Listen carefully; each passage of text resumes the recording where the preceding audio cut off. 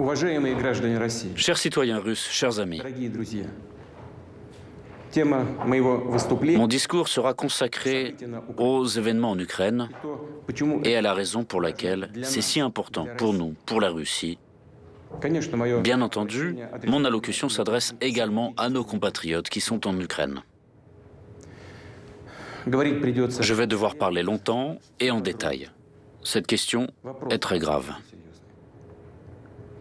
Ситуация. La situation dans le Donbass est de nouveau critique, grave. И сегодня Et aujourd'hui, je m'adresse à vous обращаюсь к вам напрямую, чтобы directement, не только для non seulement pour faire le point sur ce qui se passe, mais aussi pour vous informer des décisions qui sont prises et d'éventuelles étapes ultérieures sur cette voie. Еще раз подчеркну, Je voudrais souligner encore une fois que l'Ukraine n'est pas pour nous seulement un pays voisin. Elle fait partie intégrante de notre propre histoire, de notre culture et de notre espace spirituel. Il s'agit de nos camarades, de nos proches, parmi lesquels il y a non seulement nos collègues, amis et anciens compagnons d'armes, mais aussi nos parents et les personnes avec qui nous sommes liés par les liens du sang et de famille. Il y a longtemps, les gens peuplant les terres historiques du sud-ouest de l'ancienne Russie se désignaient comme Russes et orthodoxes. C'était le cas avant et après le XVIIe siècle, lorsque certains de ces territoires ont rejoint l'État russe. Il nous semble qu'en principe, nous savons tout cela, qu'il s'agit de faits connus de tous.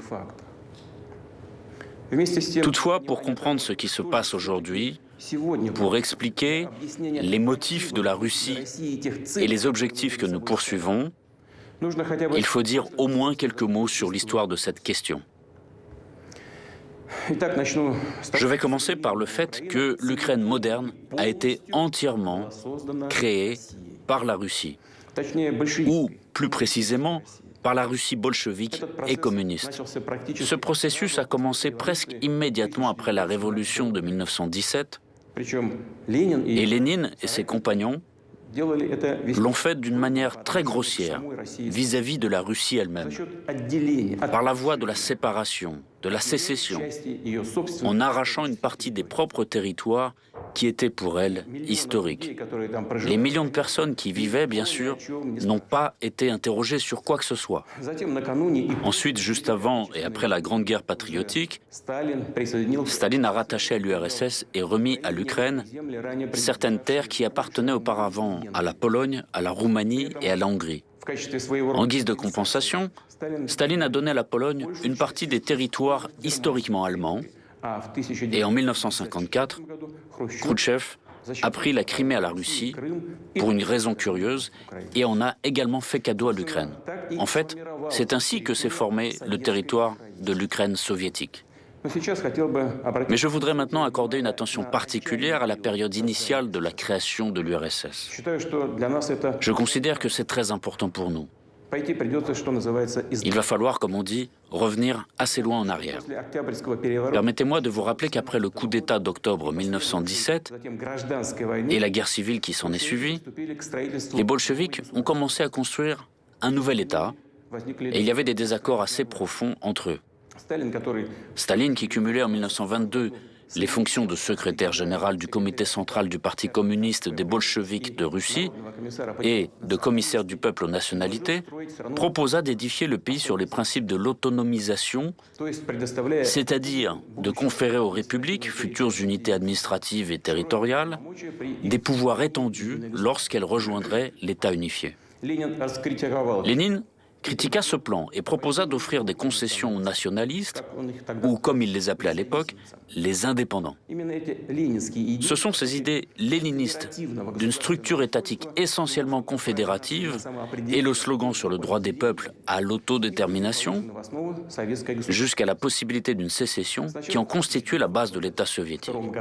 D'abord, en 1922, elles ont été consacrées dans la déclaration sur la création de l'Union des républiques socialistes soviétiques, et puis, après la mort de Lénine, dans la constitution de l'URSS de 1924.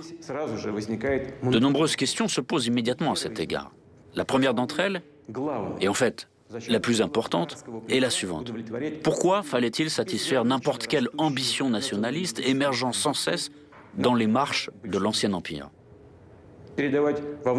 Céder d'immenses territoires à des unités administratives nouvellement créées et souvent configurées de manière arbitraire, République de l'Union, qui n'avaient aucun lien avec ceci. Je le répète, les céder avec la population de l'ancienne Russie. De plus, dans les faits, ces unités administratives ont reçu le statut et la forme d'entité étatique nationale. Une fois de plus, je me demande pourquoi fallait-il faire des cadeaux aussi généreux dont même les nationalistes les plus ardents n'avaient même pas rêvé, et accorder aux républiques le droit de se séparer de l'État unifié sans aucune condition. À première vue, ça n'a pas de sens, c'est insensé. Mais ce n'est qu'à première vue. Il y a une explication. Après la Révolution, l'objectif principal des bolcheviks était de se maintenir au pouvoir à tout prix. Précisément, à tout prix. Pour cela, ils étaient prêts à tout. Consentir aux conditions humiliantes du traité de paix de Brest-Litovsk, à une époque où l'Empire allemand et ses alliés se trouvaient dans une situation militaire et économique très difficile, et l'issue de la Première Guerre mondiale était en fait prévisible. Ou satisfaire toutes les demandes, tous les caprices des nationalistes à l'intérieur du pays. Du point de vue du destin historique de la Russie et de ses peuples, les principes léninistes de construction de l'État n'étaient pas seulement une erreur. C'était, comme on dit, bien plus qu'une erreur. Après l'effondrement de l'URSS en 1991, c'est devenu absolument évident. Bien sûr, les événements du passé ne peuvent être changés, mais nous devons au moins les relater d'une manière directe et honnête, sans aucune réserve et sans aucune coloration politique. Je ne peux qu'ajouter que les motifs liés à la situation politique actuelle, aussi spectaculaires et avantageux qu'ils puissent paraître à un moment donné, ne doivent et ne peuvent en aucun cas constituer la base des principes fondamentaux de l'État. Je n'accuse actuellement personne de quoi que ce soit maintenant. La situation dans le pays à l'époque, après la guerre civile et juste avant celle-ci, était incroyablement complexe et critique. Tout ce que je veux dire aujourd'hui, c'est qu'il en allait ainsi. C'est un fait historique. En fait, comme je l'ai déjà dit, c'est la politique bolchevique qui a abouti à l'émergence de l'Ukraine soviétique, qui, même aujourd'hui, peut être qualifiée à juste titre d'Ukraine de Vladimir Lénine. C'est lui qui en est l'auteur et l'architecte. Cela peut être pleinement confirmé par les documents d'archives, y compris les directives sévères de Lénine sur le Donbass, qui a été littéralement inséré de force dans l'Ukraine. Et maintenant, des descendants reconnaissants ont démoli des statues de Lénine en Ukraine. Ils appellent cela la décommunisation. Vous voulez la décommunisation? Bon, cela nous arrange. Mais il ne faut pas s'arrêter en chemin. Nous sommes prêts à vous montrer ce qu'est la vraie décommunisation pour l'Ukraine. Pour en revenir à l'histoire de la question, je tiens à répéter qu'en 1922, l'URSS avait été créée sur le territoire de l'ancien empire russe. Cependant, la vie n'a pas tardé à montrer qu'il n'était tout simplement possible ni de préserver ce territoire vaste et complexe, ni d'assurer sa gestion sur des principes amorphes, de facto confédéraux, qui avaient été proposés. Ils n'avaient rien à voir avec la réalité, avec la tradition historique. Il est tout à fait logique que la terreur rouge et le passage rapide à la dictature stalinienne, la domination de l'idéologie communiste et le monopole du pouvoir du Parti communiste, la nationalisation et l'économie planifiée, que tout cela ait transformé les principes de l'organisation de l'État, déclarés inopérants, en simples déclarations, en formalités. La réalité est telle que les républiques soviétiques n'ont jamais bénéficié de droits souverains. Ces droits n'existaient tout simplement pas. Dans la pratique, c'est un État strictement centralisé, absolument unitaire qui a été créé.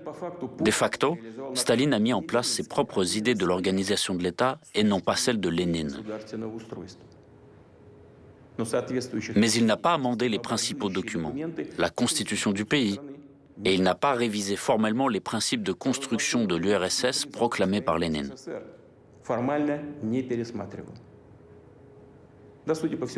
Il semblerait que tout cela n'était pas nécessaire puisque tout fonctionnait dans ce régime totalitaire. Et de l'extérieur, cela semblait beau, attirant, voire encore plus que démocratique. Il est bien dommage, malgré tout, que les cadres fondamentaux, des factos juridiques, la base de tout notre État, n'aient pas été débarrassés à temps des fantaisies odieuses, utopiques, inspirées par la Révolution, mais absolument destructrices pour tout pays normal. Personne n'a pensé à l'avenir, comme c'était souvent le cas chez nous. Il semblerait que les dirigeants du Parti communiste fussent sûrs d'avoir formé un système de gestion fiable, que leur politique eût définitivement réglé la question nationale.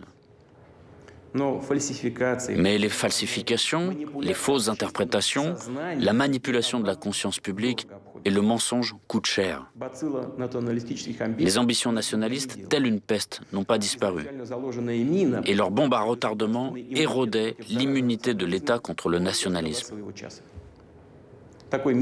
Je tiens à répéter que cette bombe à retardement, c'était le droit de quitter l'URSS. Au début des années 1980, la question nationale revêt un caractère pressant, avec à l'arrière-plan des problèmes socio-économiques qui ne cessent de s'exacerber et une évidente crise de l'économie planifiée. Or, cette question nationale résultait non pas des attentes et des aspirations insatisfaites des peuples de l'URSS, mais des appétits croissants des élites locales. Au lieu de procéder à un examen profond de la situation, de prendre des mesures adéquates, en premier chef en économie, au lieu d'entamer la transformation progressive, réfléchie et équilibrée du système politique et de l'organisation de l'État, les dirigeants du PCUS se sont bornés à un verbiage sur la restauration du principe d'autodétermination nationale énoncé par Lénine. Qui plus est, la lutte pour le pouvoir au sein du parti poussait les partis en conflit dont le but était d'élargir leur base d'appui, à stimuler, à promouvoir sans réfléchir les humeurs nationalistes, les manipuler en promettant aux partisans tout ce qu'ils voulaient.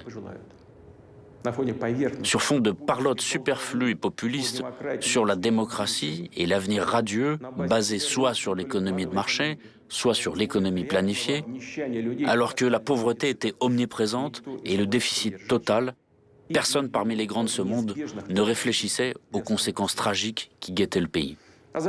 Par la suite, ils ont suivi les sentiers battus et, comme au tout début de l'URSS, ils ont privilégié les ambitions des élites nationalistes, grandies au sein du parti, et ils ont oublié que le PCUS ne pouvait plus, Dieu merci, recourir à de tels instruments comme la terreur d'État, la dictature stalinienne pour se maintenir au pouvoir et tenir le pays. De même, ils ont oublié que le si fameux rôle dirigeant du parti disparaissait sous leurs yeux, tout comme la brume qui se dissipe au petit matin. Et c'est ainsi qu'en septembre 1989, lors du plénum du comité central du PCUS, que le document fatal a été adopté. Ce qu'on a appelé la politique du parti de notre temps, la plateforme du PCUS. Elle comprenait les clauses suivantes. Je cite. Les républiques soviétiques jouissent de tous les droits correspondant à leur statut d'État socialiste souverain. Encore un paragraphe. Les organes représentatifs suprêmes des républiques soviétiques peuvent contester et suspendre les arrêts et les ordonnances du gouvernement soviétique sur leur territoire respectif. Et enfin, chaque république soviétique a sa nationalité propre qui est octroyée à tous ses citoyens.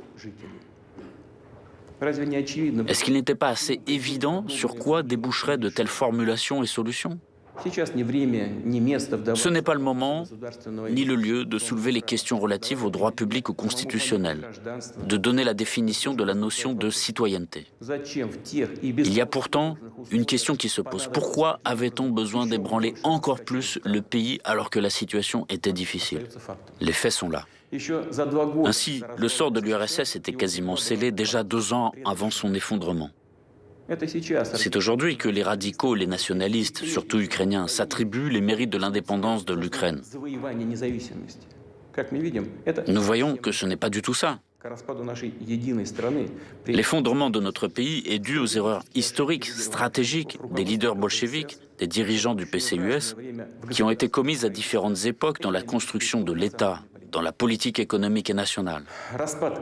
La désintégration de la Russie historique, dénommée URSS, pèse sur leur conscience.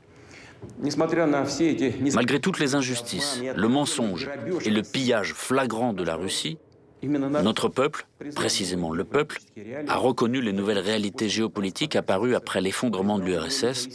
Il a reconnu les nouveaux États indépendants. Non seulement il les a reconnus, car malgré la situation extrêmement compliquée, la Russie aidait ses partenaires de la CEI, les collègues ukrainiens compris, qui envoyaient de multiples demandes d'appui matériel depuis la déclaration de leur indépendance. Notre pays a octroyé un tel appui, tout en respectant la dignité et la souveraineté de l'Ukraine. Selon les experts, dont les appréciations sont confirmées par un simple calcul des prix sur nos hydrocarbures, des crédits préférentiels, des préférences économiques et commerciales octroyés par la Russie à l'Ukraine, sur la période de 1991 à 2003, le budget ukrainien a bénéficié d'à peu près 250 milliards de dollars. Et ce n'est pas tout. Vers la fin de 1991, la dette de l'URSS auprès des pays étrangers et des fonds internationaux était de presque 100 milliards de dollars. Au début, il était prévu que ces prêts seraient remboursés par toutes les républiques de l'ex-URSS de manière solidaire, proportionnellement à leur potentiel économique. Cependant, c'est la Russie qui s'est acquittée de l'ensemble de la dette soviétique. Ce processus a été définitivement clos en 2017. En échange, les nouveaux États indépendants devaient renoncer à leur part des actifs soviétiques à l'étranger et en décembre 1994, des accords en ce sens ont été conclus avec l'Ukraine. Cependant, Kiev n'a pas ratifié ces accords et plus tard a tout simplement refusé de s'y conformer, réclamant des actifs en diamants et en or, ainsi que les biens et d'autres actifs de l'ex-URSS à l'étranger. Et pourtant, malgré tous les problèmes bien connus, la Russie a toujours coopéré avec l'Ukraine de façon ouverte, franche et, je le répète, dans le respect de ses intérêts. Nos liens se sont développés dans divers domaines. Ainsi, en 2011, le volume de nos échanges commerciaux bilatéraux dépassait 50 milliards de dollars. Je note qu'en 2019, c'est-à-dire avant la pandémie, le volume des échanges commerciaux de l'Ukraine avec les pays de l'Union européenne était inférieur à ce niveau. Dans le même temps, il était manifeste que les autorités ukrainiennes préféraient agir de manière à avoir tous les droits et les avantages dans leurs relations avec la Russie, sans pour autant remplir aucune obligation. L'esprit d'assistanat, qui revêtait parfois chez les autorités de Kiev un caractère tout à fait désinvolte, a commencé à prévaloir sur le partenariat. Il suffit de se rappeler le chantage permanent en matière de transit de l'énergie ou encore le vol pur et simple de gaz. J'ajouterai encore que Kiev a essayé d'utiliser le dialogue avec la Russie comme prétexte pour marchander avec l'Occident, le faisant chanter par un rapprochement avec Moscou pour obtenir des avantages, disant que sinon, l'influence russe sur l'Ukraine allait grandir.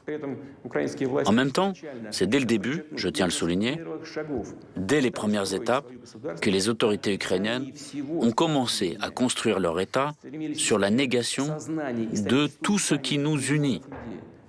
Elles ont cherché à transformer la conscience, à déformer la mémoire historique de millions de personnes, des générations entières vivant en Ukraine. Il n'est pas étonnant que la société ukrainienne ait été confrontée à la montée d'un nationalisme extrême qui a vite pris la forme d'une russophobie agressive et du néonazisme. D'où la participation des nationalistes et des néonazis ukrainiens aux bandes terroristes agissant dans le Caucase du Nord. De là, les revendications territoriales de plus en plus fortes contre la Russie. Des forces extérieures ont également joué leur rôle, qui, à l'aide d'un vaste réseau d'ONG de services spéciaux, ont cultivé leur clientèle ukrainienne et porté au pouvoir leurs représentants. Il faut comprendre que l'Ukraine, en fait, n'a jamais eu de tradition étatique stable. Et dès 1991, elle s'est lancée dans le copiage mécanique des systèmes d'autres pays, sans rapport avec l'histoire et les réalités ukrainiennes. Les institutions politiques étatiques n'ont cessé de se remodeler au profit des clans qui s'étaient vite formés avec leurs propres intérêts égoïstes, n'ayant rien à voir avec les intérêts du peuple ukrainien. Le sens même du soi-disant choix pro-occidental de civilisation fait par les autorités oligarchiques ukrainiennes n'était pas et n'est pas de créer les meilleures conditions pour le bien-être du peuple, mais de préserver, grâce aux services rendus obséquieusement aux rivaux géopolitiques de la Russie, des milliards de dollars volés aux Ukrainiens et cachés par les oligarques dans les banques occidentales. Certains groupes financiers industriels, ainsi que les représentants politiques et les partis qu'ils ont pris en charge financièrement dès le début, s'appuyaient sur les nationalistes et les extrémistes. D'autres prenaient en parole de bonnes relations avec la Russie, la diversité culturelle et linguistique, et arrivaient au pouvoir grâce aux voix des citoyens qui soutenaient sincèrement ces aspirations, y compris celles des millions d'habitants du Sud-Est. Mais une fois parvenus à leur poste et fonctions, ils trahissaient immédiatement leurs électeurs, renonçaient à leurs promesses électorales et menaient leur politique sous la dictée des extrémistes, parfois persécutant leurs alliés d'hier, à savoir les associations qui prônaient le bilinguisme et la coopération avec la Russie. Ils profitaient du fait que les gens qui les soutenaient étaient en général respectueux des lois, d'opinion modérée, habitués à faire confiance aux autorités, et que, contrairement aux extrémistes, ils ne recouraient pas à la violence et aux actes illégaux. Les extrémistes, à leur tour, devenaient de plus en plus insolents, année après année. Leurs réclamations devenaient de plus en plus conséquentes. Il s'est avéré facile pour eux d'imposer encore et encore leur volonté aux autorités faibles qui, elles-mêmes infectées par le virus du nationalisme et de la corruption, remplacer avec adresse les véritables intérêts culturels, économiques et sociaux du peuple, la véritable souveraineté de l'Ukraine, par toutes sortes de spéculations et sur une base nationaliste et par des symboles ethnographiques.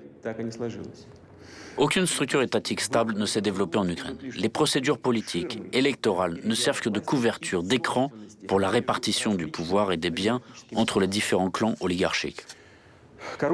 La corruption, qui sans aucun doute est un défi et un problème pour de nombreux pays, dont la Russie, a revêtu un caractère tout à fait particulier en Ukraine. Elle a littéralement imprégné, corrodé tout le système, toutes les branches du pouvoir. Les extrémistes ont profité du mécontentement justifié du peuple, ils ont enfourché les manifestations et en 2014 ont poussé le Maïdan au coup d'État. Dans le même temps, ils ont reçu une assistance directe d'autres pays.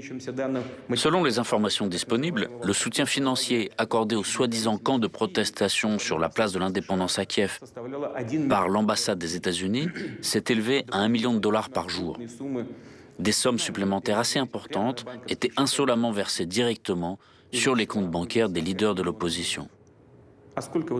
Il s'agit de dizaines de millions de dollars. Et combien les personnes blessées, les familles des gens morts durant les affrontements provoqués dans les rues et sur les places de Kiev et d'autres villes ont-elles reçu? Il vaut mieux ne pas le demander. Les extrémistes qui ont pris le pouvoir ont organisé la persécution, instauré une véritable terreur contre tous ceux qui s'opposaient aux actions anticonstitutionnelles. Des responsables politiques, des journalistes, des personnalités publiques étaient maltraités, publiquement humiliés. Les villes ukrainiennes ont été submergées par une vague de pogroms et de violences, une série de meurtres retentissants et impunis. Impossible de se rappeler sans frémir l'horrible tragédie d'Odessa, où les participants à la manifestation pacifique ont été brutalement assassinés, brûlés vifs dans la maison des syndicats. Les criminels qui ont commis cette atrocité n'ont pas été punis. Personne ne les recherche. Mais nous connaissons leurs noms et nous ferons tout pour les punir, les retrouver et les traduire en justice.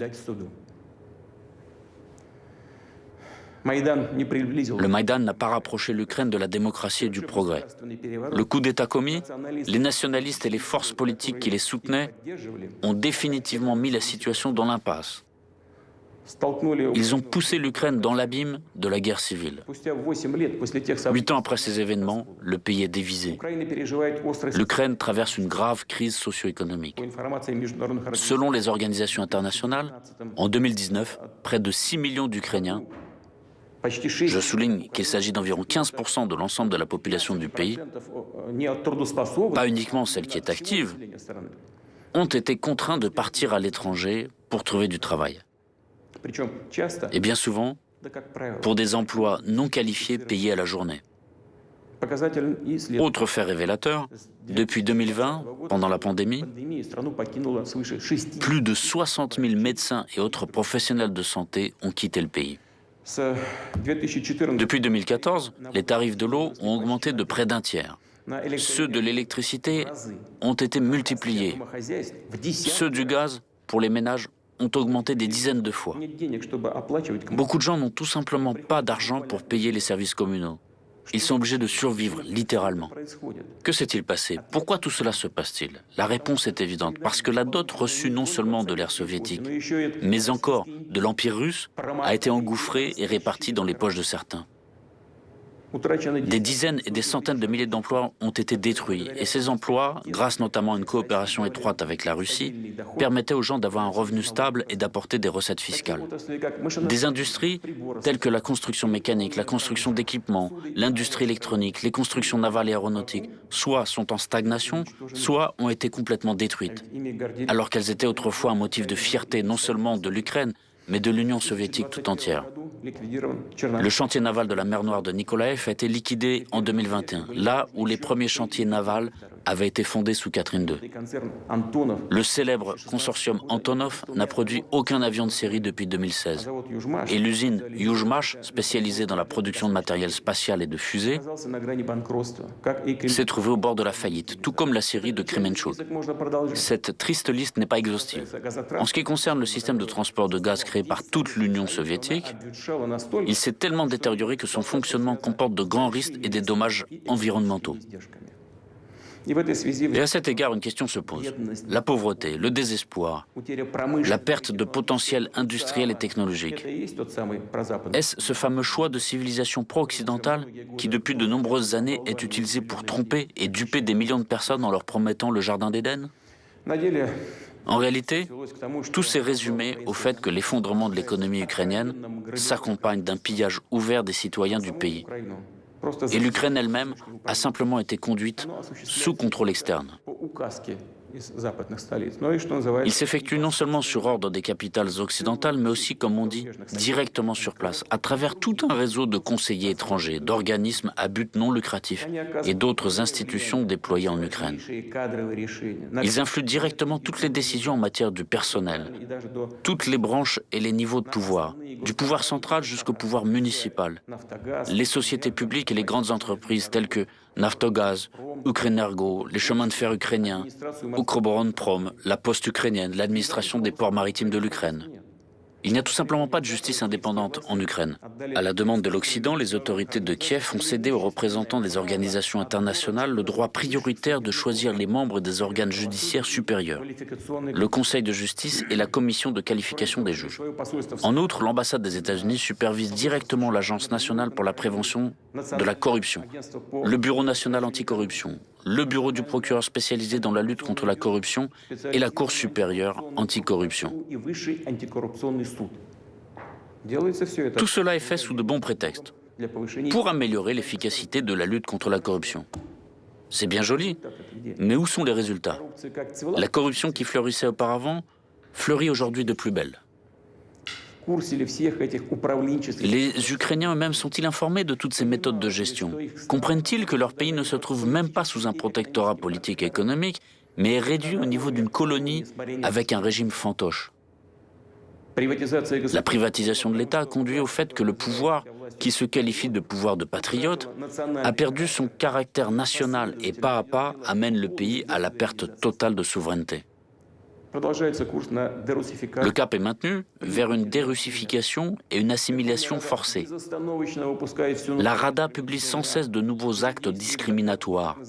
La loi sur les peuples dits autochtones est déjà en vigueur.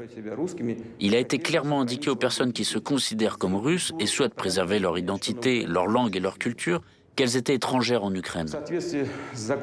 Conformément aux lois sur l'enseignement et sur le fonctionnement de la langue ukrainienne en tant que langue officielle, le russe est expulsé des écoles, de toutes les activités publiques, jusqu'aux magasins ordinaires. La loi dite de lustration, la purification du pouvoir, a permis de se débarrasser des fonctionnaires indésirables. Il y a de plus en plus d'actes qui donnent aux forces de l'ordre ukrainiennes des raisons d'exercer une répression violente de la liberté d'expression et du non-conformisme et de persécuter les opposants. Le monde connaît la triste pratique des sanctions unilatérales et illégitimes contre d'autres États, des personnes physiques et morales étrangères. En Ukraine, ils ont dépassé leurs professeurs occidentaux et ont inventé un outil tel que des sanctions contre leurs propres citoyens, entreprises, chaînes de télévision, autres médias et même des députés du Parlement. À Kiev, ils continuent de préparer les représailles contre l'Église orthodoxe ukrainienne du patriarcat de Moscou. Et ce n'est pas une évaluation mue par les émotions, c'est ce que disent les décisions et les documents concrets. Les autorités ukrainiennes ont cyniquement transformé la tragédie de la scission ecclésiale en un outil de politique nationale.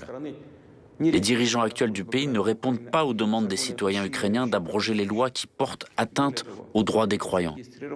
De plus, de nouveaux projets de loi qui vont contre les intérêts du clergé et des millions de paroissiens de l'Église orthodoxe ukrainienne du patriarcat de Moscou ont été enregistrés à la Rada. Je parlerai de la Crimée plus spécifiquement. Les habitants de la péninsule ont fait leur libre choix, celui d'être avec la Russie. Les autorités de Kiev n'ont rien à opposer à cette volonté claire et précise de la population. C'est pourquoi elles misent sur des actions agressives, sur l'activation des cellules extrémistes, y compris des organisations islamiques radicales, sur l'envoi de groupes subversifs pour l'organisation d'attentats contre des infrastructures critiques, pour l'enlèvement de citoyens russes. Nous avons des preuves directes que de telles actions agressives sont menées avec le soutien de services secrets étrangers. L'Ukraine a adopté une nouvelle stratégie militaire en mars 2021. Ce document est presque entièrement consacré à la confrontation avec la Russie. Il vise à impliquer des États étrangers dans le conflit avec notre pays. Cette stratégie prévoit l'organisation en fait d'une activité clandestine terroriste en Crimée russe et sur le territoire de Donbass. Elle décrit les contours de la guerre présumée qui devrait se terminer, comme le pensent les stratèges actuels de Kiev, je cite, avec l'aide de la communauté internationale dans des conditions favorables pour l'Ukraine. Et aussi, comme ils le disent aujourd'hui à Kiev, je cite également, écoutez attentivement, je vous prie, avec le soutien militaire de la communauté internationale dans une confrontation géopolitique avec la Fédération de Russie. De fait, ce n'est rien de plus qu'une préparation aux actions militaires contre notre pays, contre la Russie. Nous savons également que des déclarations ont déjà été faites selon lesquelles l'Ukraine planifie de créer ses propres armes nucléaires. Et ce n'est pas une bravade superflue. Effectivement, l'Ukraine dispose des technologies nucléaires datant de l'époque soviétique et des porteurs de ces armes, y compris l'aviation, ainsi que des missiles opérationnels tactiques Tochka-U, SS-21, conçus à l'ère soviétique également, dont la portée dépasse 100 km. Mais ils feront plus. Ce n'est qu'une question de temps. Ils ont l'héritage de l'époque soviétique. Ainsi, il sera beaucoup plus simple pour l'Ukraine de se doter d'armes nucléaires tactiques que pour certains autres États. Je ne vais pas les citer maintenant, qui de fait procèdent à de tels développements, d'autant plus avec le soutien technologique de l'étranger. Et nous ne devons pas non plus l'exclure. Avec l'acquisition par l'Ukraine d'armes de destruction massive, la situation dans le monde, en Europe, surtout pour nous, pour la Russie, va changer de la manière la plus radicale. Nous ne pouvons pas rester les bras croisés face à ce danger réel. D'autant plus, je le répète, que les mécènes étrangers, occidentaux, peuvent contribuer à l'apparition de telles armes en Ukraine dans le but de créer une menace de plus pour notre pays. Nous voyons la persistance avec laquelle est mené le gonflement militaire du régime de Kiev. Les États-Unis à eux seuls ont, depuis 2014, alloué des milliards de dollars à ces fins, dont la fourniture d'armes, d'équipements et la formation de spécialistes. Ces derniers mois, des armes occidentales arrivent en Ukraine en flux tendu, de manière ostentatoire, sous les yeux du monde entier. Les activités des forces armées et des services spéciaux ukrainiens sont placés sous le commandement de conseillers étrangers. Nous le savons très bien. Ces dernières années, sous prétexte d'exercice, des contingents militaires des pays de l'OTAN étaient presque constamment présents sur le territoire de l'Ukraine. Les systèmes de commandement des troupes ukrainiennes sont déjà intégrés à ceux de l'OTAN. Cela signifie que le commandement des forces armées ukrainiennes, même des unités et sous-unités détachées, peut être exercé directement depuis les QG de l'OTAN. Et sans aucune gêne, les États-Unis et l'OTAN ont commencé à assimiler le territoire de l'Ukraine à un théâtre d'opérations militaires potentielles. Les exercices conjoints réguliers ont une orientation clairement anti-russe. L'an dernier seulement, plus de 23 000 militaires et plus d'1 millier de véhicules de combat ont été engagés. Une loi a été adoptée déjà pour l'accès en 2002 des forces armées d'autres pays sur le territoire de l'Ukraine afin de participer à des exercices multinationaux. Il est clair que nous parlons principalement des troupes de l'OTAN. Pas moins de 10 manœuvres conjointes de ce type sont prévues pour l'année en cours. Il est évident que les manifestations de ce genre servent de couverture au renforcement rapide du groupement militaire de l'OTAN sur le territoire ukrainien. En plus, étant donné le fait que le réseau de bases militaires modernisé à l'aide des Américains, à Borispol, Ivano-Frankovsk, Tchougoïev, Odessa et ainsi de suite, est en mesure d'assurer le transfert d'unités militaires dans les plus brefs délais. L'espace aérien de l'Ukraine est ouvert au vol d'avions stratégiques et de reconnaissance américains, des drones qui sont utilisés pour surveiller le territoire de la Russie. J'ajouterai à cela que le centre d'opération navale construit à Ochakov par les Américains permet d'assurer les actions des navires de l'OTAN, et notamment l'utilisation d'armes de haute précision contre la flotte russe de la mer Noire et nos infrastructures sur tout le littoral de la mer Noire. Il fut un temps où les États-Unis avaient l'intention de créer des installations similaires en Crimée, mais les habitants de la Crimée et de Sébastopol avaient contrecarré ces plans. Nous le gardons toujours en mémoire. Je le répète, aujourd'hui, un tel centre a été déployé. Il a déjà été déployé à Ochakov. Permettez-moi de vous rappeler qu'au XVIIIe siècle, les soldats d'Alexandre Souvorov s'étaient battus pour cette ville. Grâce à leur courage, elle a été intégrée à la Russie. C'est au même XVIIIe siècle que les terres de la région de la mer Noire, rattachées à la Russie à la suite de guerre avec l'Empire ottoman, ont reçu le nom de Nouvelle-Russie. Aujourd'hui, on essaie de rejeter dans l'oubli ces étapes cruciales de l'histoire, ainsi que le nom des personnalités militaires et hommes d'État de l'Empire russe, sans les efforts desquels l'Ukraine moderne n'aurait pas de nombreuses grandes villes et même d'accès à la mer Noire. Récemment, un monument à Alexandre Souvorov a été abattu à Poltava. Que dire à ce propos? Vous renoncez à votre propre passé, à l'héritage dit colonial de l'Empire russe? Dans ce cas, soyez cohérents. Ensuite, je tiens à noter que l'article 17 de la Constitution de l'Ukraine n'autorise pas le déploiement de bases militaires étrangères sur le territoire du pays. Or, il s'est avéré que ce n'est qu'une formalité qui peut être facilement contournée. Des missions de formation et d'entraînement des pays de l'OTAN sont organisées en Ukraine. Ce sont de fait déjà des bases militaires étrangères. Ils ont simplement appelé la base mission. Et l'affaire est dans le sac. Kiev proclame depuis longtemps un alignement stratégique en vue de son adhésion à l'OTAN. Oui, bien sûr, chaque pays a le droit de choisir son propre système de sécurité, de conclure des alliances militaires. Et tout cela semble juste, mais il y a un mais. Les documents internationaux fixent expressément le principe de sécurité égale et indivisible qui, chacun sait, comprend l'obligation de ne pas renforcer sa sécurité au détriment de la sécurité des autres pays. Je peux également me référer ici à la Charte de la sécurité européenne de l'OSCE de 1999, adoptée à Istanbul, et à la déclaration d'Astana de l'OSCE de 2010.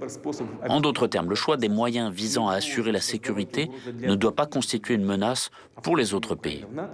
Or, l'adhésion de l'Ukraine à l'OTAN représente une menace directe pour la sécurité de la Russie. Je tiens à vous rappeler que déjà, en avril 2008, lors du sommet de Bucarest de l'Alliance de l'Atlantique Nord, les États-Unis ont fait adopter la décision selon laquelle l'Ukraine, et d'ailleurs la Géorgie, deviendraient membres de l'OTAN. De nombreux alliés européens des États-Unis étaient déjà bien conscients de tous les risques d'une telle perspective, mais avaient dû se résigner à la volonté de leurs partenaires supérieurs. Les Américains les ont simplement utilisés pour mener une politique manifestement anti-russe. Un certain nombre d'États membres de l'Alliance sont encore maintenant très sceptiques. quant à l'adhésion de l'Ukraine à l'OTAN. En même temps, dans certaines capitales européennes, on nous fait comprendre. Pourquoi vous vous inquiétez? Cela n'arrivera littéralement pas demain. En fait, nos partenaires américains en parlent aussi. Eh bien, répondons-nous, si ce n'est pas demain, ce sera après-demain. Qu'est-ce que ça change d'un point de vue de perspective historique? Au fond, rien du tout. De plus, nous sommes informés de la position et des propos de dirigeants américains selon lesquels des hostilités ouvertes dans l'est de l'Ukraine n'excluent pas la possibilité pour ce pays de rejoindre l'OTAN, s'il peut répondre aux critères de l'Alliance de l'Atlantique Nord et éliminer la corruption. En même temps, ils essaient de nous convaincre encore et encore que l'OTAN est une alliance éprise de paix et strictement défensive. Prétendument, il n'y aurait aucune menace pour la Russie. Et ils nous proposent de les croire sur parole, une fois de plus. Mais nous connaissons la valeur réelle de telles paroles. En 1990, lors des discussions sur la question de la réunification allemande, les États-Unis ont promis aux dirigeants soviétiques que la juridiction ou la présence militaire de l'OTAN ne s'étendrait pas d'un pouce vers l'Est et que la réunification de l'Allemagne ne conduirait pas à l'extension de l'organisation militaire de l'OTAN vers l'Est. C'est une citation. Ils nous ont dit beaucoup de choses. Ils nous ont donné des assurances verbales. Et tout cela s'est avéré une promesse vaine. Plus tard, ils ont commencé à nous assurer que l'adhésion des pays d'Europe centrale et orientale à l'OTAN ne ferait qu'améliorer les relations avec Moscou, soulagerait ces pays des craintes concernant un difficile héritage historique et, qui plus est, créerait même une ceinture d'États amis de la Russie. Et c'est exactement le contraire qui s'est passé. Les autorités de certains pays d'Europe de l'Est, qui faisaient commerce de la russophobie, ont apporté à l'Alliance leurs complexes et leurs stéréotypes sur la menace russe. Ils ont insisté sur le renforcement des capacités de défense collective qui doivent être déployées principalement contre la Russie. Et tout cela s'est produit dans les années 1990 et au début des années 2000, lorsque, grâce à la transparence et à notre bonne volonté, les relations entre la Russie et l'Occident étaient à un niveau élevé. La Russie a rempli toutes ses obligations. Notamment, elle a retiré ses troupes d'Allemagne, des pays d'Europe centrale et orientale, et a ainsi apporté une énorme contribution pour surmonter l'héritage de la guerre froide. Nous avons constamment proposé différentes options de coopération, y compris dans le cadre du Conseil Russie-OTAN et de l'OSCE. De plus, je dirais maintenant une chose dont je n'ai jamais parlé en public. Je le dis pour la première fois. En 2000, lors d'une visite à Moscou du président sortant des États-Unis, Bill Clinton, je lui ai demandé comment les États-Unis considéreraient l'entrée de la Russie dans l'OTAN. Je ne vais pas révéler tous les détails de cette conversation, mais la réponse à ma question semblait, disons, très retenue. Et quelle était réellement la réaction des Américains face à cette possibilité? Ça se voit dans les faits, dans les mesures prises à l'égard de notre pays. Il s'agit d'un soutien ouvert aux terroristes du Caucase du Nord, d'un mépris de nos exigences et de nos préoccupations en matière de sécurité. C'est l'extension de l'OTAN, le retrait du traité ABM, etc. Ça donne envie de demander, pourquoi faites-vous tout cela? D'accord, vous ne voulez peut-être pas voir en nous un pays ami et un allié, mais pourquoi faire de nous un ennemi? Il n'y a qu'une réponse. Ça n'a rien à voir avec notre régime politique ni autre chose. Ils ne veulent tout simplement pas qu'il y ait un grand pays indépendant comme la Russie. C'est la réponse à toutes les questions. C'est la source de la politique américaine traditionnelle vis-à-vis de la Russie. D'où l'attitude à l'égard de toutes nos propositions en matière de sécurité. Aujourd'hui, il suffit de jeter un simple coup d'œil sur la carte pour voir comment les pays occidentaux ont tenu leur promesse d'empêcher l'extension de l'OTAN vers l'Est. En fait, ça a été une tromperie. Nous avons assisté à 5 vagues d'élargissement de l'OTAN, l'une après l'autre. En 1999, la Pologne, la République tchèque, la Hongrie sont devenus membres de l'Alliance. En 2004, la Bulgarie, l'Estonie, la Lettonie, la Lituanie, la Roumanie, la Slovaquie et la Slovénie. En 2009, l'Albanie et la Croatie. En 2017, le Monténégro. En 2020, la Macédoine du Nord. En conséquence, l'Alliance, son infrastructure militaire, sont parvenues jusqu'aux frontières de la Russie. C'est devenu l'une des principales causes de la crise de la sécurité européenne. Cela a eu les conséquences les plus négatives sur l'ensemble du système des relations internationales et a entraîné une perte de confiance mutuelle. La situation continue de se dégrader, notamment sur le plan stratégique. Ainsi, en Roumanie et en Pologne, dans le cadre du projet américain visant à créer un système global de défense antimissile, des zones de positionnement pour le bouclier antimissile sont déployées. On sait bien que les systèmes de lancement installés ici peuvent être utilisés pour les missiles de croisière Tomahawk, qui sont des systèmes offensifs. En outre, un missile universel de standard 6, ou SM-6, est en cours de conception aux États-Unis.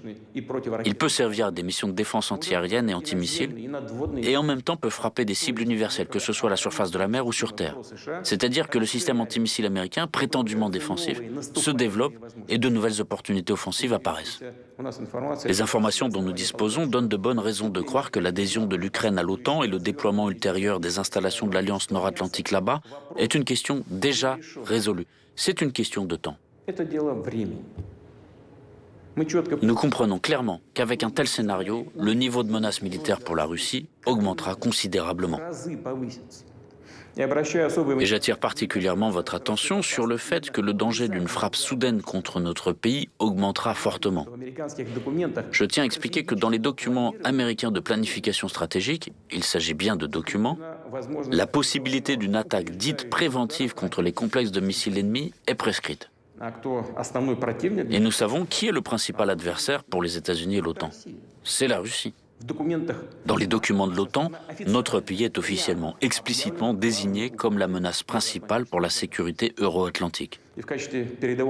Et l'Ukraine servira de champ de bataille pour cela. Si nos ancêtres avaient entendu ça, ils n'y auraient tout simplement pas cru. Et nous-mêmes, on n'aimerait pas y croire aujourd'hui. Et pourtant, c'est ce qu'on voit se produire. Je veux que cela soit compris en Russie et en Ukraine. De nombreuses bases aériennes ukrainiennes sont situées à proximité de nos frontières. Et l'aviation tactique de l'OTAN qui est sur place, y compris avec des vecteurs d'armes de précision, sont capables de frapper notre territoire jusqu'aux villes de Volgograd, Kazan, Samara, Astrakhan. Le déploiement de radars de reconnaissance sur le territoire ukrainien permettra à l'OTAN de contrôler étroitement l'espace aérien de la Russie jusqu'à l'Oral.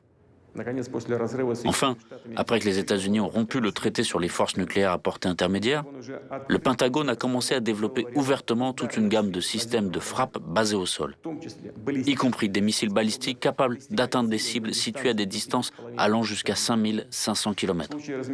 Une fois déployés en Ukraine, ces systèmes pourront frapper des objectifs sur l'ensemble de la partie européenne de la Russie, ainsi qu'au-delà de l'Oral. Le temps de vol jusqu'à Moscou pour les missiles de croisière Tomahawk serait inférieur à 35 minutes. Pour les missiles balistiques depuis la région de Kharkov, de 7 à 8 minutes. Et pour les frappes hypersoniques, de 4 à 5 minutes. Ça s'appelle nous mettre le couteau sous la gorge.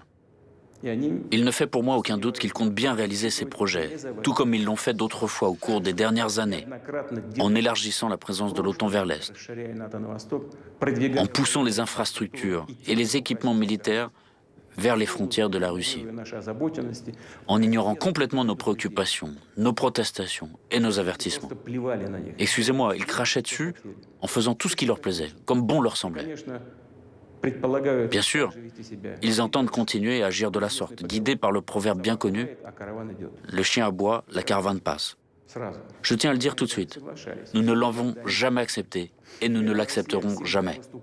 En même temps, la Russie s'est toujours prononcée en faveur de la résolution des problèmes les plus complexes par des moyens politiques et diplomatiques, à la table des négociations.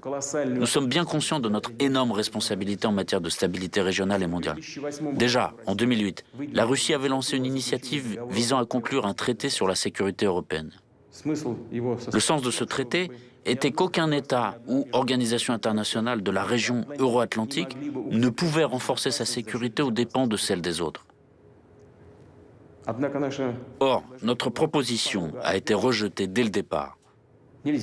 On ne saurait permettre à la Russie de limiter l'activité de l'OTAN. Par ailleurs, on nous a dit explicitement que seuls les membres de l'Alliance de l'Atlantique Nord pouvaient avoir des garanties de sécurité juridiquement contraignantes. En décembre dernier, nous avons transmis à nos partenaires occidentaux un projet de traité entre la Fédération de Russie et les États-Unis sur les garanties de sécurité, ainsi qu'un projet d'accord sur les mesures de sécurité entre la Fédération de Russie et les États membres de l'OTAN. Les États-Unis et l'OTAN ont répondu par de nombreuses généralités. Il y avait quelques points rationnels, mais ils portaient tous sur des questions secondaires et ressemblaient plutôt à une tentative d'étouffer la discussion et de la faire dévier.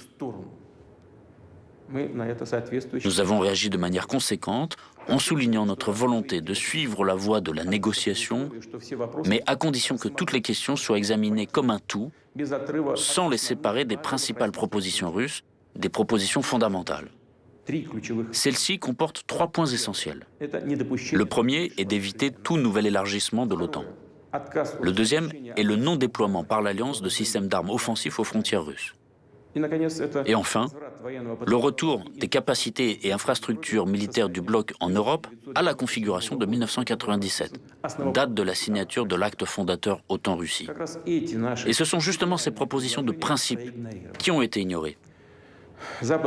Une fois de plus, nos partenaires occidentaux ont répété la formule toute faite selon laquelle tout pays a le droit de choisir librement les moyens d'assurer sa sécurité et d'adhérer à toute alliance et à tout groupement militaire. Autrement dit, rien n'a changé dans leur position. Nous entendons toujours les mêmes références à la fameuse politique de la porte ouverte de l'OTAN. De plus, on essaie à nouveau de nous faire chanter, on nous menace à nouveau de sanctions, qu'ils imposeront d'ailleurs de toute façon au fur et à mesure que la Russie renforce sa souveraineté et la puissance de ses forces armées. On saura toujours trouver, voire inventer un prétexte pour une nouvelle attaque de sanctions. Ceci, quelle que soit la situation en Ukraine. Il n'y a qu'un but: endiguer le développement de la Russie. En fait, ils n'auront pas besoin d'un prétexte formel quelconque pour le faire. Ils le feront pour la simple raison que nous existons et ne remettront jamais en cause notre souveraineté, nos intérêts nationaux et nos valeurs. Je veux être clair, je le dis sans détour. Dans la situation actuelle, alors que nos propositions sur un dialogue équitable portant sur les questions de principe sont de fait restées sans réponse de la part des États-Unis et de l'OTAN, alors que le niveau des menaces contre notre pays augmente de manière significative, la Russie a parfaitement le droit de prendre des contre-mesures pour assurer sa propre sécurité. C'est exactement ce que nous ferons. En ce qui concerne la situation dans le Donbass, nous constatons que les dirigeants de Kiev ne cessent de déclarer publiquement leur réticence à appliquer le paquet de mesures de Minsk afin de résoudre le conflit et laissent comprendre qu'ils ne sont pas intéressés par une solution pacifique. Au contraire, ils cherchent à nouveau à lancer une guerre éclair dans le Donbass comme ils l'ont déjà fait en 2014 et en 2015. Nous nous rappelons très bien à quoi ces aventures ont abouti. Aujourd'hui, il ne se passe pas un jour sans qu'il y ait des bombardements de villes et de localités dans le Donbass. Un groupement militaire important déployé à cette fin utilise en permanence des drones d'attaque, des équipements lourds, des missiles, de l'artillerie et des lance-roquettes multiples. Le meurtre de civils, le blocus, les mauvais traitements infligés aux personnes, y compris les enfants, les femmes et les personnes âgées, se poursuivent sans relâche. Et on n'en voit pas la fin. Et le monde prétendument civilisé, dont nos collègues occidentaux se sont autoproclamés les seuls représentants, préfère ne pas s'en apercevoir. Comme si toute cette horreur, le génocide, dont sont victimes près de 4 millions de personnes, n'existait pas. Ceci pour la simple raison que ces personnes n'étaient pas d'accord avec le coup d'État soutenu par l'Occident en Ukraine en 2014 et se sont opposés à cette dérive vers le nationalisme agressif de caverne et le néonazisme, élevés tous les deux au rang de politique d'État. Et parce qu'ils se battent pour leurs droits élémentaires ceux de vivre sur leur propre terre, de parler leur propre langue, de préserver leur culture et leurs traditions. Combien de temps cette tragédie peut-elle encore durer? Combien de temps peut-on encore la tolérer? La Russie a tout fait pour préserver l'intégrité territoriale de l'Ukraine. Pendant toutes ces années, elle s'est battue avec persévérance et patience pour mettre en œuvre la résolution 2202 du Conseil de sécurité des Nations Unies du 17 février 2015 qui consacrait le paquet de mesures de Minsk du 12 février 2015 pour le règlement de la situation dans le Donbass. Tout cela en vain. Les présidents et les députés de la Rada changent, mais l'essence, la nature agressive et nationaliste du régime qui a pris le pouvoir à Kiev reste la même.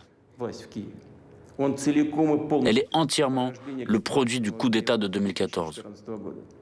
Et ceux qui ont emprunté la voie de la violence, de l'effusion de sang et de l'illégalité ne reconnaissent et ne reconnaîtront aucune autre solution à la question du Donbass qu'une solution militaire. À cet égard, je considère qu'il est nécessaire de prendre la décision qui s'impose depuis longtemps, c'est-à-dire de reconnaître immédiatement l'indépendance et la souveraineté de la République populaire de Donetsk et de la République populaire de Lugansk. Je demande à l'Assemblée fédérale de la Fédération de Russie de soutenir cette décision et de ratifier ensuite des traités d'amitié et d'assistance mutuelle avec les deux républiques. Ces deux documents seront préparés et signés le plus rapidement possible.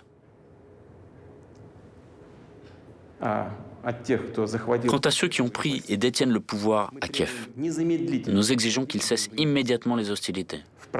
Dans le cas contraire, toute la responsabilité de la poursuite éventuelle de l'effusion de sang reposera entièrement sur la conscience du régime au pouvoir en Ukraine. En annonçant ces décisions prises aujourd'hui, je suis confiant dans le soutien des citoyens de Russie et de toutes les forces patriotiques du pays. Je vous remercie pour votre attention. Bonjour à tous, je vous en prie. La cérémonie de signature des documents commence. Le président de la Fédération de Russie, Vladimir Vladimirovitch Poutine, signe le décret du président de la Fédération de Russie sur la reconnaissance de la République populaire de Donetsk. Le président de la Fédération de Russie, Vladimir Vladimirovitch Poutine, signe le décret du président de la Fédération de Russie sur la reconnaissance de la République populaire de Lugansk.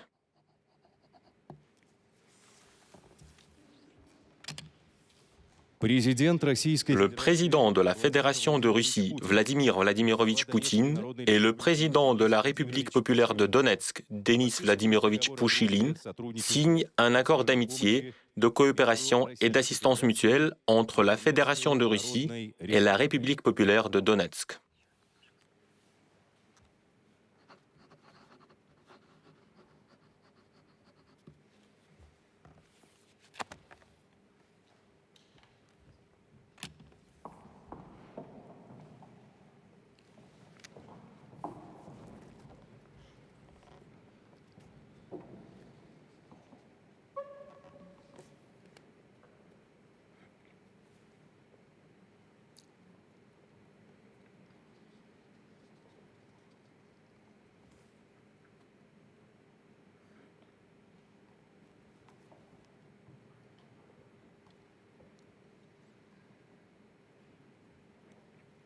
Le président de la Fédération de Russie, Vladimir Vladimirovitch Poutine, et le président de la République populaire de Lugansk, Leonid Ivanovich Pasechnik, signent un accord d'amitié, de coopération et d'assistance mutuelle entre la Fédération de Russie et la République populaire de Lugansk.